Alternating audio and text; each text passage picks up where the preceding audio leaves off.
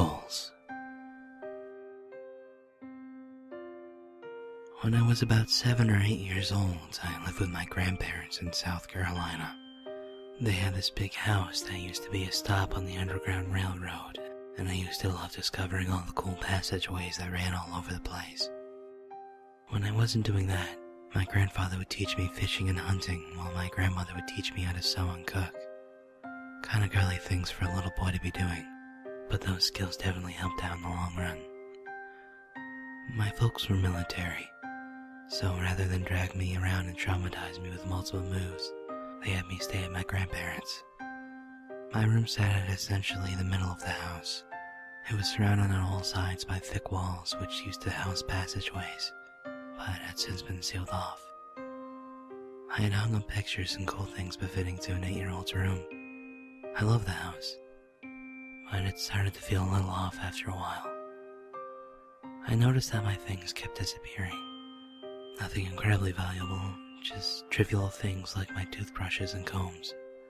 No, they never reappeared at some random place, and I would never see them again. My grandparents spent a fortune on my various grooming products, I imagine.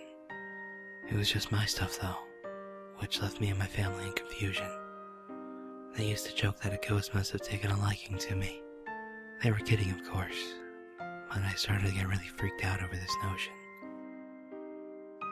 I started paying attention to very minor noises and details, and whenever something odd did present itself, it would creep me out to the extreme.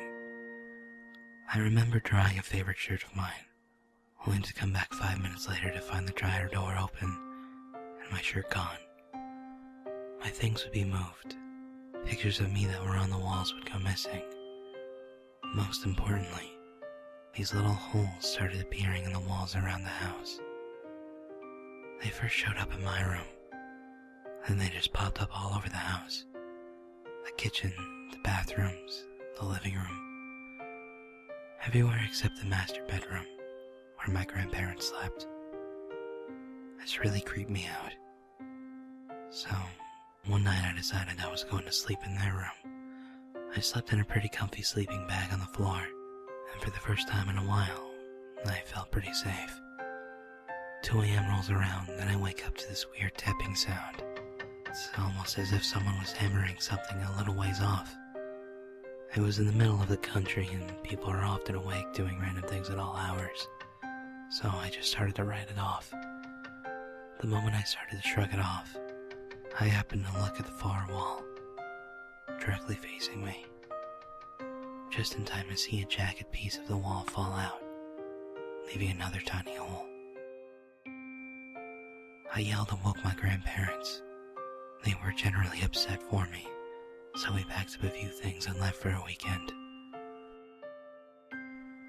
When we got back, the first thing I noticed is that almost everything in the house that had nothing to do with me was either gone or damaged.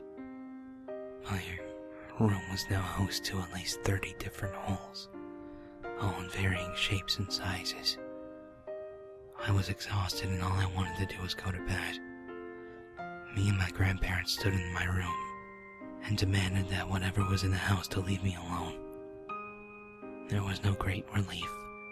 There was no angry outburst. There was no ghostly laughter. Just silence and me feeling scared and a little silly. I decided to be brave and stay in my room that night. I awoke around 12 a.m. to a thump. The kind I usually attribute to my family moving around or knocking into a wall. I started drifting back off, only to hear another thump, then another. Eventually these grew pretty rhythmic.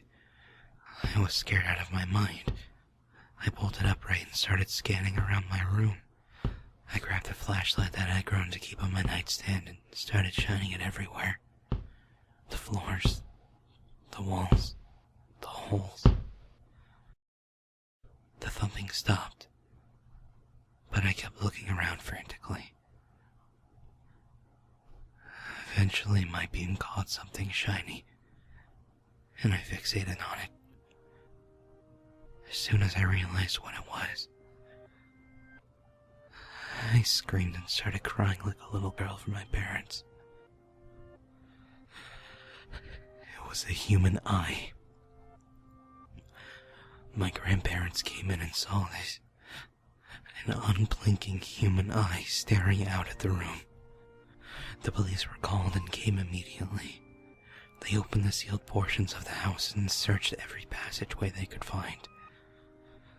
Eventually they came to the section behind my far wall, where the eye was located.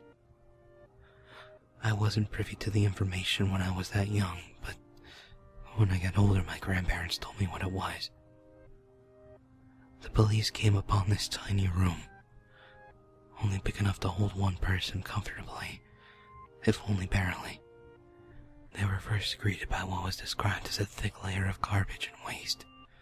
Most of this garbage was my things that had gone missing. My combs, my toothbrushes, my socks, my shoes, my washcloths, my favorite shirt. At the wall, surrounded by pictures of me, was a man. He was completely naked. The only thing keeping him upright was a belt around his neck looped over a nearby low rafter. The cause of death was autoerotic asphyxiation. He had died staring at me, pleasuring himself, surrounded by his sick fascination with me. I don't think there's any getting over it. I can't stand the dark now. Not when I go to sleep. All I can think about are holes.